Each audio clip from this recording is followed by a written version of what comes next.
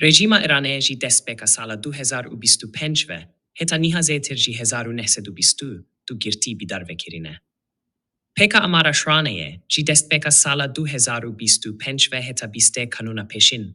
Rejima Irane zedetir ji 1922 tu kesli girtigehen khwede bidarvekirin kubi peka sala 2024 sedu sheshli ser sed zede buye. Udeh kes jili berchaven helke hatineb gidarvekirin. PKV amare zedetir ji 1608 ye kes anku hefti heştli ser sed jiwan bidarvekirinan mer. Zedetir ji pençiyune kes anku seli ser sedjin. Udehli ser sedji zayendawan ne hatiye zanin ligirtigehen rejimede hatine bidarvekirin. U hervisa du bidarvekiri ji zarok bune. Tevi ku hej heftiyek bodavia sala nuya zaini maye rejeya bidarvekirinan bi awayeki lezgin zedetir dibin.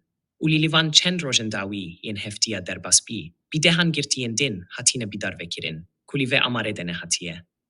Rejima İran'e bidarvekirinan, u sepandina sizaye bidarvekirine, vek alaveke tepeser kirine, li hember helke İran'e, bi taybet gelen Kurdu Belüç'te bikartine.